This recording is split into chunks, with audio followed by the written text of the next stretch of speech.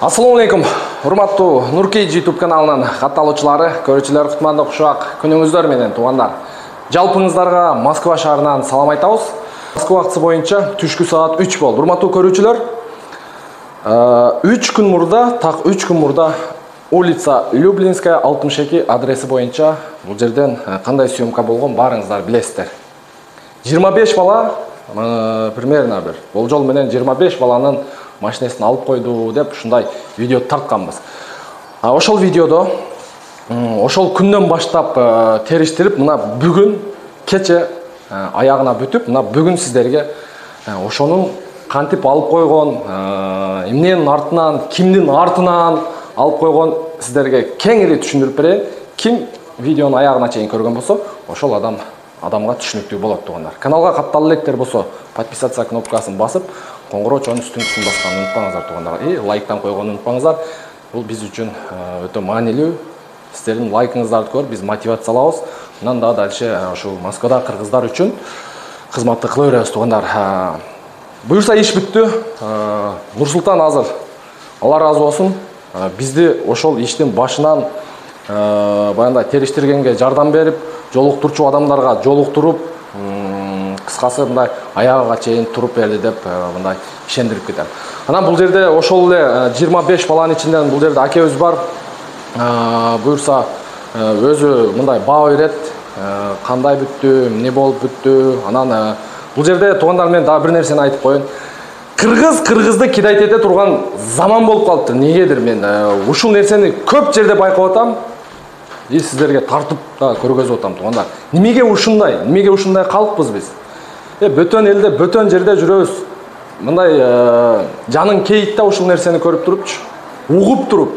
Мен мисалы өзүм көзүм менен ошол кидайт этилген балдардын ушундай көзүнү карап туруп, ушунчалык бооруң ачыйт ошол балдарга. Неге ушундай калыппыз биз? Мен түшүнбөйм до сих пор ушул нерсегечи. Өзгөчөсү ушу сфера, такси сферасында 12 саат, 14 саат, 15 сааттан рульдан түшпөй баягы улуу сөздө уят жок. Уборныйга баргысы келсе деле ушу өздөрүн зордуктап, ушунчалык мындай мээнет кылып, ошол акчаны табып келип атат. Бул жерде посредниктер, алып чыгып берген адамдар сөз ээсин табат туугандар. Алып чыгып берген адамдар өзүнүн бир какой-то бир копейка кызыкчылыгы үчүн ушул нерселерге барып атат.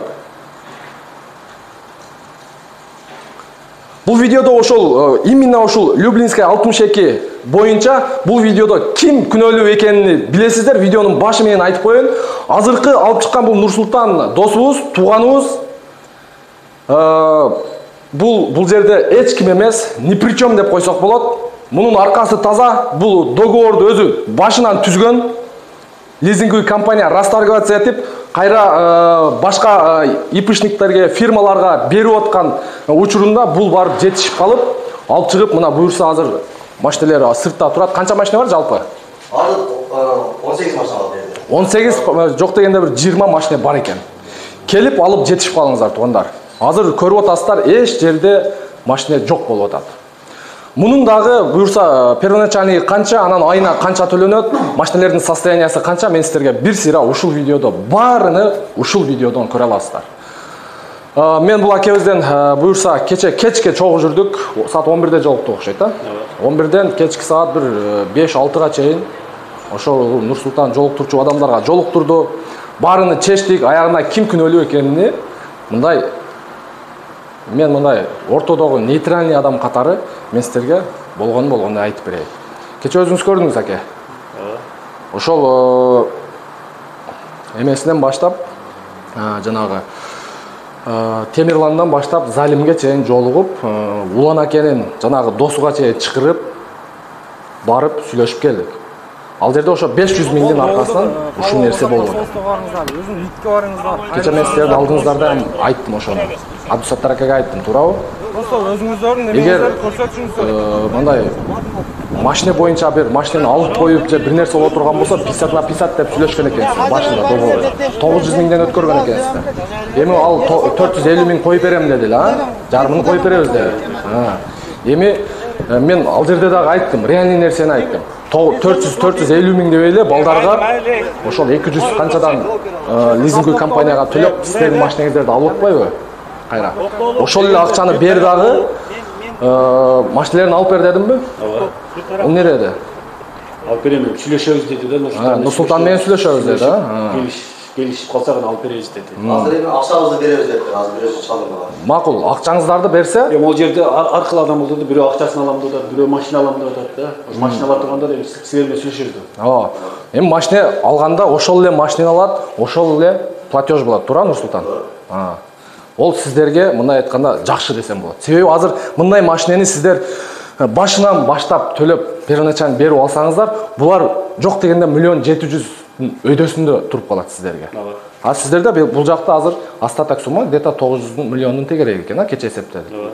Кааласаңыздар ошол Абдусаттар аканын сөзү бар. Ооба. Акчаңыздарды коюп берет. Коюп берем деди. Күнөөлүү адамбыз, значит коюп берет. Туру? Коюп бербесе, мына биз турабыз же дагы бир чагылдырып бергенге аракет кылабыз. Абдусаттар аке дагы көрөт. Абдусаттар аке, өзүңүз көрдүңүз аке. Кечээки ишти. Аягында кандай болду? Балдарга обещать еттиңиз, значит кылып бериң, и кылып бересиз. Биз мындай односторонний вывод эч качан кылган эмеспиз. Мындай реальный мындай чечип бергенге аракет кылдык аке.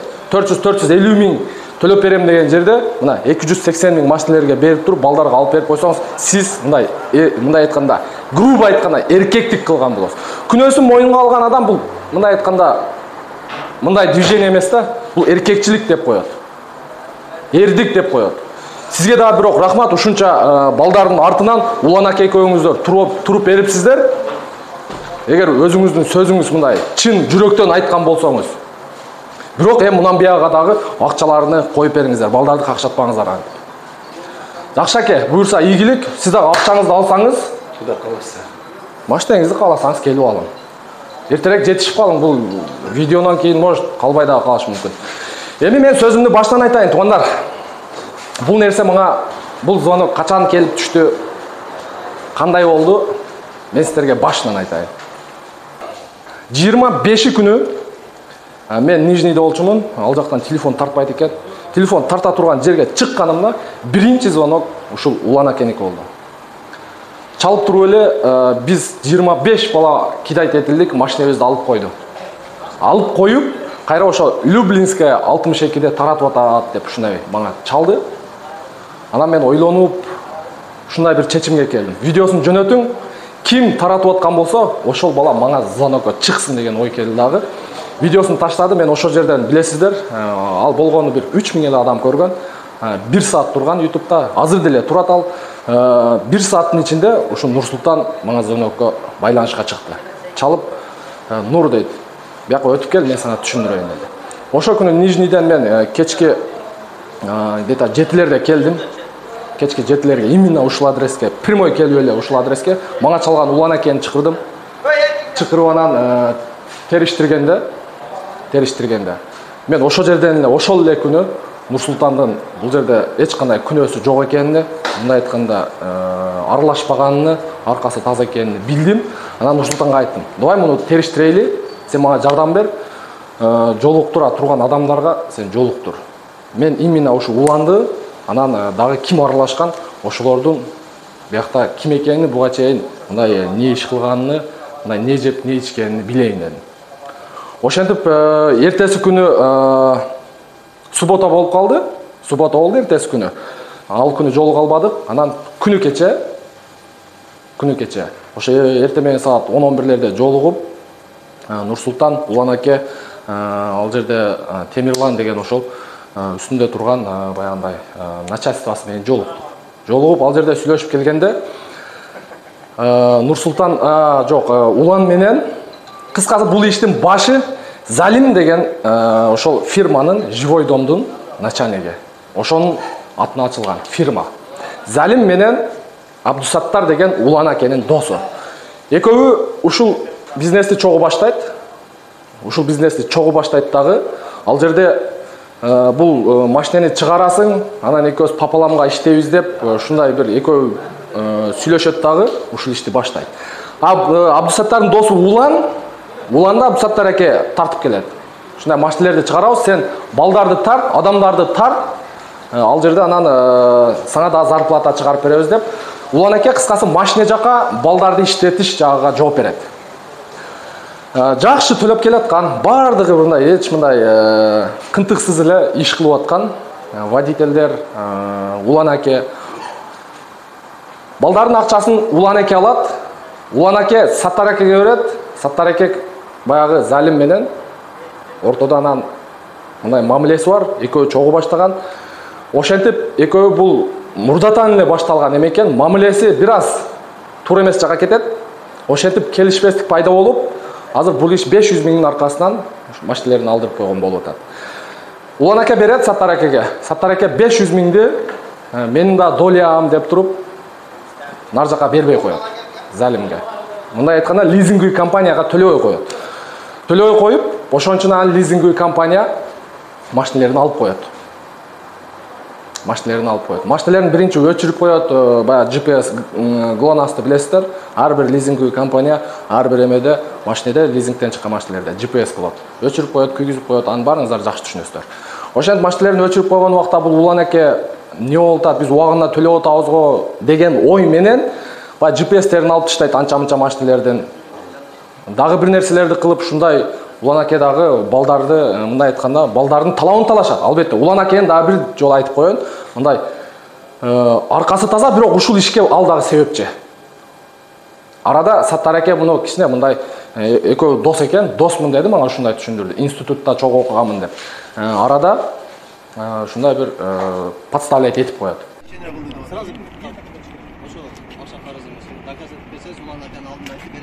Улан ака айтты, короче, sizge belki karız eken, Zelim kan buğa karız da var. Benim dedim bir buğa da. Улан ака сүйлөтүн, а? Kim ağa? Ben süyleyet. Neçe kança oldu? Al 47 milyon karız da otan senden. Ben ayttım, Zelim kayra 7,5 milyon akça tapıp karız. Темирлан Мынтака, мен айтайын сизге. Мындай бетиңиз тартпай коюн. Мен Залим үчүн деди. Азыр качан кааласаңар жолугабыз, Залим канча карыз болсо алдыңарда чыгарып коем деди. Сен чыгарасыңбы дегенде, бирок уже жок деп койду. Аканын машинасы бар экен, ошо машинасын бере турган болот. Акча машина бересизби деди, мен бербейм деди. Машина бербейм деди. Ана, буга кандай сиз? Качан калып встреча? Встреча, давай. Азыр жолшобуз. Кайерге жолугабыз? Келет аз Залим. Давай ошону Төртөөбүз барабыз. Анан кече ошентип Темирлан менен жолуктук, Улан аке менен жолуктук, үчөөбүз сүйлөшүп отурганда Улан аке айтып атат, мен Абдусаттарга бергенмин. Абдусаттарга чалса, мен Залим менен мамилем бар, ал акча меники дейт. Хорошо, андан бизге Абдусаттарды чакыр дедик, Абдусаттар акени. Анан Нурсултанга айттым, ошо Залимди хотя 5 мүнөткө бир жерге чакыр дедик. Ошол чечимге келип, саат 3:30-4-төрдө жолуктук.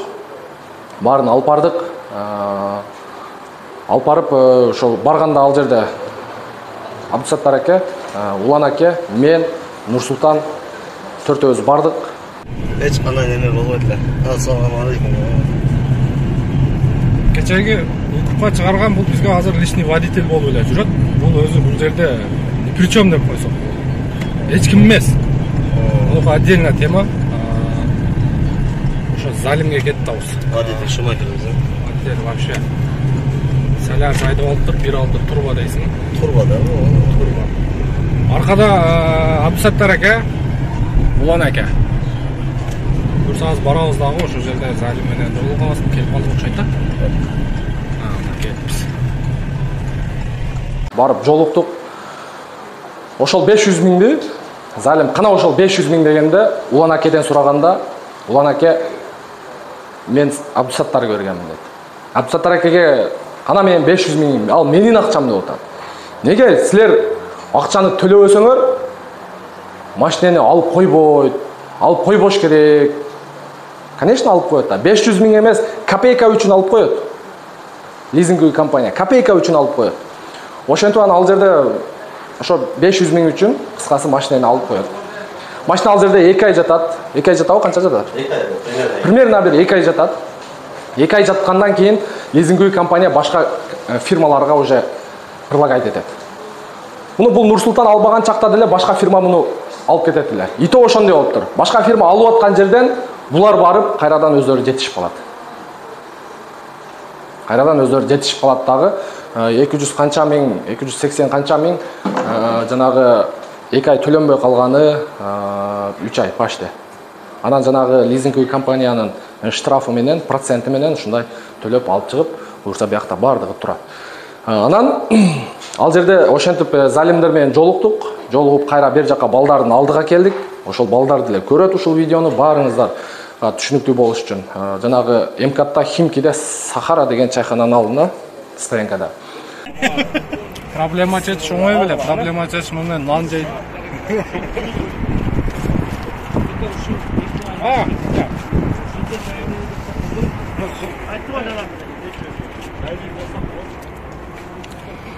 Saat kança oldu? Saat 3'ten 55 minut ötmüş. Saat 11'den beri жүрөбүз. Az тиешелүү адамдар келди. Залим деген. Бул жакта жоопкерчиликти мойнуга алган Улан, анан Абдусаттар. Экөөнү бияка чакырдык.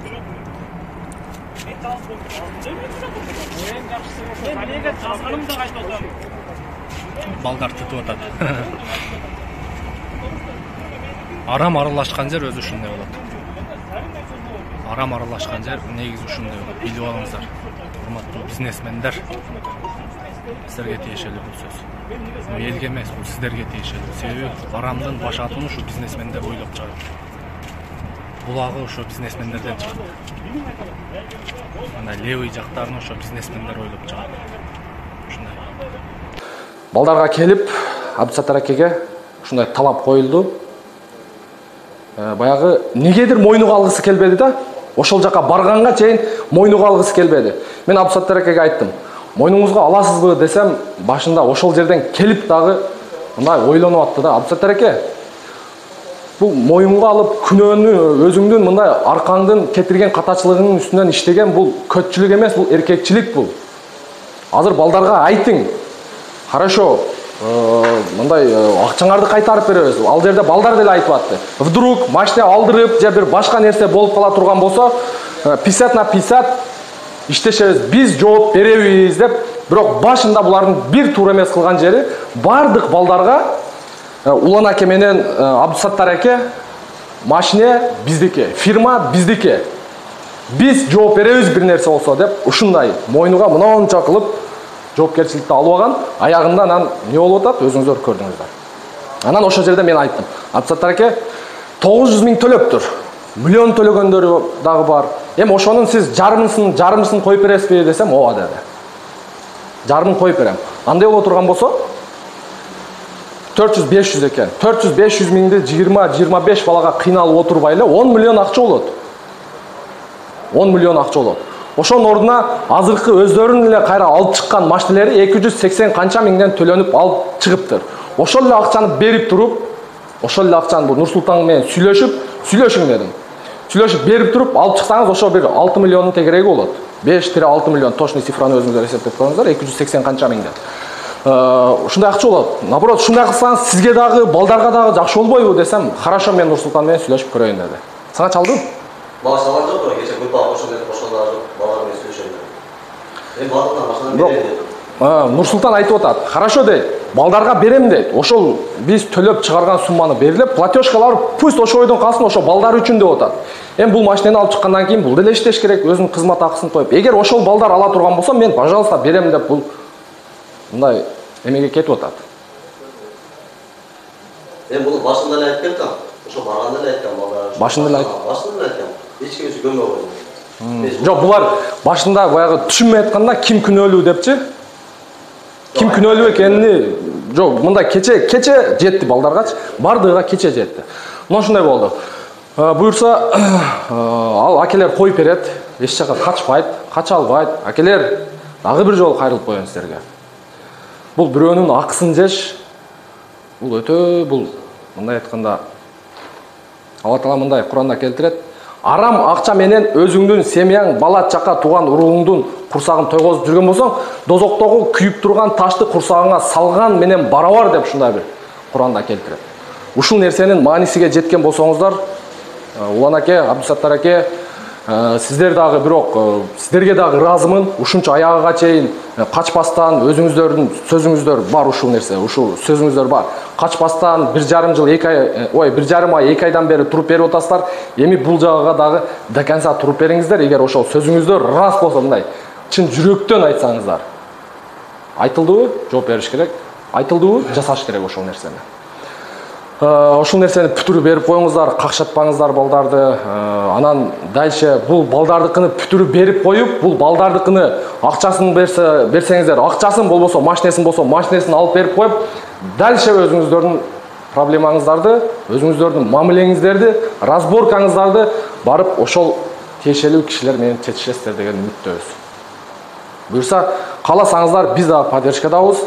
Жазабызды, заявление жазабыз десеңиздер, жазып, өзүбүздүн Министерство иностранных дел МИДке чейин кайрылыңыздар. Биз дагы барып, чагылдырып бергенге аракет кылабыз. Эми биз мындай YouTube'га чыгарып турсак, ал жактан да сиздерге жакшыраак, мындай качественныйраак, мындай действие болот тугандар. Абдусаттар аке, Улан аке, эгер угуп аткан болсоңуздар, көрүп аткан болсоңуздар, көрөсүздөр, угасыздар бул видеону сөз.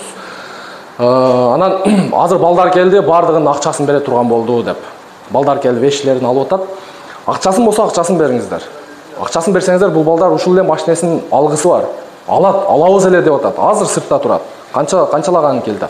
Ошон үчүн акчасын болсо акчасын, болбосо машинесин коюп берип коюңуздар. Анан калган ишиңиздерди өзүңүздөр чече бересиздер. Мына ушундай тугандар. Дагы бир нерсени баса белгилеп айтып коеюн. Баягы мындай ушундай идеяларды, ушундай арам жол менен акча тауып иштейм деп идея кылып жүргөн, ойлоп жүргөн биздин чала бизнесмендерге сөз эгисин табат. Бул сиздерге сабак болсун. Буюрса биз Нуркейжи аз күндүн ичинде мындай кичинекей бир команда болуп атабыз. Только ушундай нерселердин үстүнөн иштегенге, жардам бергенге аракет кылабыз. Ойлогоңуздар бүтпөй калат деп, билбей калат деп. Биз баарын билип көрүп турабыз. Ким кайерде канча сом жеп атат, ким кайсы баланы какшатып атат, баарын угуп көрүп билип турам мен лично. Ошон үчүн эгерде ушундай бир жаман оюңуздар болсо, бул арам аралашкан жердин аягы мына ушундай нерсе менен бүтүшүнү эч качан унутпаңыздар. Арам акча аш болбойт. Ушуну эч качан унутпаңыздар. Сөз ээсини табат. Арада жакшы иштеген парктар бар. Аны көргөнсүздөр, билесиздер, көрүп жүрөсүздөр. Ошон үчүн келиңиздер, бөтөн элде, бөтөн жерде өзүбүздүн акыбызды ачык, айкын коюп бир иш кылбайлыбы? Бири-бирибизге ушундай поддержка кылбайлыбы? Мен ушу биздин негизги принцип ушу, бөтөн элде, бөтөн жерде кыргызга мындай поддержкада болуш керек. Кыргызга мындай жардам бериш керек. Жок дегенде жардам бере албасак, зыяныбызды тийгизбейли бирөөгө. Акыркы учурда көрүп атабыз, не болуп атат, документ жактан проблема болуп атат, ал кирип чыгып аткандар кандай кырсыкка учуруп атат. Мунун баары келип ынтымактын жоктугунан, тугандар. Ынтымактын жоктугунан ушул нерселер болуп атат. Ошон үчүн келиңиздер, биригейли, бири-бирибизге жардам кылайлы.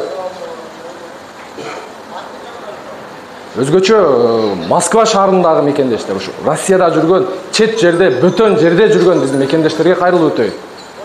Москвачылык бул жөн эле сөз бул. Москвачылыкта деп. Жок, кайсы жерде жүрбөсүн, адам өзүн өзү сыйласа, анан өзгөнү дагы сыйлайт, и өзгөдөн дагы сый көрөт, ушуну унутпайлы. Мисалы мен бул ишке деле аралашпай койсом деле болчу, буга чейинкилерге деле мындай аралашпай койсом болот эле. Бирок мына жакта бир ушундай бир нерсе бар. Мени түнү күнү жок, сен ушуну кылышың керек, сен ушуну бүтүрүшүң керек. Менде ушул нерсе бар экен. Мен ушундай адам экенмин. Бизди ушундай тарбиялаган экен. Ушу атам, апам, чоң ата, чоң апам ушундай бизди тарбиялаган экен. Мен ошолордун тарбиясы менен ушундай иштерди кылып атабыз, тугандар. Кудай кааласа эми бардыгы жакшы болот. Бул туугандарыбыз дагы жакшы, мындай ыраазы бардыгы. Кимдин күнөөсү бар экенин кече билишти, кимдин айынан болгонун билишти. Бул теманы буюрса бүгүндөн баштап жабылды десек болот туугандар. Бардыгы жакшы, бардыгы сонун бүттү. Залимдер менен жолукканда дагы баягы чечен деселе биздикилер мындай башкача ойлойт. Жок, алар менен деле мындай встречага барып, жолугуп сүйлөшсө болот. Алар деле мусулман. Адамдын жаманы жок. Баягы улуттун жаманы жок, адамдын жаманы болот дейт. Ошонун сыңарындай мындай жакшы адекватный бир сүйлөшүү жолдору менен бардык нерсени чечсе болот туугандар. Анан эми жакшы жагы көтөйлү. Жакшы жагы эми выкупка мага аябай көп жазып атасыздар, чалып атасыздар. Ондар мен жалгызмын. Анча-мынчалар сен такыр жооп бербейсиң деп болуп калат. Ооба, анча-мынча жооп бере албай калган көрүүчүлөрүм бар менен өзгөчө ушул WhatsAppка жазып, чалып, аларга деле колдон келишинче жооп берип атабыз. Бирок мен жалгызмын туугандар. Сиздер бара-бара күндөн күнгө көбөйүп атасыздар. Баягы ошон үчүн чалуулар көп болуп атат. Рахмат ушунчалык поддержкаңыздарга, ушунчалык колдооңуздарга. Демек биз туура эле иш кылып атабыз. Мындан да колдооңуздарга муктажбыз достор. Туугандар. Ушундай буюрса машина боюнча келе бересиздер. Машинелердин азыр платежу боюнча мага айтты. Первоначальный взнос бардыгы 21-жылкы Солярistер. Платеж боюнча 200 миң первоначальный, анан эгер 150 миң берип туруп 50 миңини дагы коюп берсеңиздер дагы болот экен. Анан платежкасы боюнча 55 миңден 60 миң рубльга чейин айына. 1950дөн 1900дөн 2000. Как аренда эле 2 жыл болгону. 2 жылга пробегин айта турган болсок, пробегтери 20 миңден 100 миңге чейин экен туугандар. Барбы кошумча маалыматың? Келин. Мына ушул Нурсултан деген ыраазычылык билдирип коелу, ушул биздин көрүүчүлөрдүн арасынан жалпы Нуркейжинин атынан деп койсок болот. Себеби мен башында видеону чыгарганда мунун өзүнүн номери турган болчу. Мага чалсын деп мен чалсам деле болот эле. Мага чалсын, сесsin дедим да, ушул мындай жолуктурганга, ушул ишти бүтүргөнгө жардам берсин деген ойдо сразу видеону чалдым. 1 сааттан кийин чалдың, а? Ооба, 1 сааттан кийин чалып болдум гана. Аягында териштирип, жолуктура турган жерлерге жолуктуруп, сүйлөштүргөн ушул бала буюрса, мунун эч кандай тиешеси жок. Ошол өзүбүздүн эле акелерибиздин айынан балдар ушундай болуп калды. Буюрса, бул прямой өзүнүн баягы жетекчиси менен договор түзүптүр. Келип алсаңыздар болот. Платежка боюнча 200 миң дедиң, а? Первоначальный 200 миң. 200 миң первоначальный. 150 миң берсе, калган 50 миңини дагы бөлүп берсе болот да. Адамдар шарттан алабыз, келе берсин, сүйлөшөбүз бардык адамдар менен. Сөз табышабыз да. Анан бир кошуп коеюн мен дагы, бир сөз. Ошо кече Нуркейжин ушул барды апарды мен ошо хозяин Зелимхан Темирлан деген ошо адамдар менен мен сүйлөшкөм. Анан бул жакта еще Апсатар деген Улан деген 2 адам бар. Улан деген адам бул бригадир да, айлыкка иштеген бала. Апсатар деген бунун шериги болот Зелимхандын. Бул акчаны именно жеп койгон ошо ортодо Апсатар деген киши болот да туугандар. Ошон үчүн мына балдар ушу 25 бала сырада деп жүрөт да. Мен бул балдарга айткам барганда, машинаны кааласаңар мен берем деген. Ушу первоначальный ушу суммасы ар бир машинага арканда 286 миң, 270 миң, почти 300 миңге чейин болуп калган. Ошолорду берсеңер машиналарды алып кете бергиле деп айттым. Мурда дагы айттым, азыр дагы айткам. Балдарга мен встречага барам деген. Ушу болду, алам деген балдар болсо келе берсин ошол эле. Мына балдар да келди азыр буюңдарын алып кетебиз деп атат. Акчасын обещать деп койду берем деп. Мен калганын өздөрү билишет да. Акчасын машина таза, фирма таза туугандар. Эч кыжалат болбогула. Кепилдикти мен алам, мен жооп берем бул машиналарга. Алам дегендер болсо келгиле. Бул видео өмүр бою калат. Баягы эртеси бир нерсе болуп калса, ушул видеону көтөрүп келип бетиге чапсаңыздар дагы болот. Жакшы, ийгилик, рахмат. Алла разы болсун. Сен дагы өзүң кызматыңды ачык айкын эле балдарга жакшылап түшүндүрүп, жакшы иштешип, а? Кудай кааласа жакшы эле ниет менен алып. Мен бул Нурсултандан дагы ошол балдардын арасында баягы Нуркейжи булар менен сүйлөшүп алыптыр деп. Жок. Мен муну ошо 3 күн болду тааныганыма. Кечээ күнгө чейин атын ким эле деп Нурсултан деп жаттап, мына азыр эми мындай көргөндө атыны жаттап айтып калдым. А так баягындай бизде андай нерсе жок. Биз мындай продажный эмеспиз. Биз өзүбүздүн кызматты кылып атабыз, өзүбүздүн ишибизди кылып атабыз, кыла турган жерде. Мындай жерде бизге эч кимден мындай поддержка деле, мындай финансовый жактан поддержканын эч кандай кереги жок. Бизге Алла Таала берет өзү, берчү жерде. Рахмат, ийгилик Нурсултан дагы бир жолу. Жакшы балдарга буйрсун, жакшы эсен аман өткөзүп бер машинаны. Мына ушундай туугандар, буюрса бар алдында жакшы ниет жарымыбыз, жакшы ниет кылып иш ала берели. Буюрса Москвада дагы бир нерсени да баса белгилеп айтып коеюн. Москвада азыркы учурда мындай айтканда кыргыздардын күнү туугандар. Ушундай моментте, ушундай убакытта бир нерселерди кылып калайлы, иштеп калайлы, жасап калайлы, өзүбүздүн бир мындай жакшы бир чоңураак бизнеске чейин пайдалуубузду ушул Москвадан тургузуп алайлы. Барыңыздарга мындай күч кубат берсин Аллахым. Муну айтканымдын себеби, бизде азыр ушул документ жактан бир аз эле аксап турбасак, Кудайга шүгүр иштеген балдар иштеп атат, уже чайхана чоң бизнестерди тургузуп атат, ушинтип акырындык менен. Ушул нерселерди ар бириңиздерге каалайт элем. Ар бир биздин кыргыз, мусулман бир туугандарга, барыңыздарга ушул нерсени каалайт элем туугандар. Сиздер дагы чоң Алла Тааламдан ниет кылып, дуа кылып сураныңыздар. Баарыбызга Аллахым ушундай нерселерди насип кылсын. Берүүчү Аллах, биз аракет кылышыбыз керек туугандар. Ушул нерсени унутпайлы. Барыңыздарга ийгилик. Мен аты жөнүм Нурмбет Махаматалиев. Кийинки видеого чейин сак саламатта туруңуздар.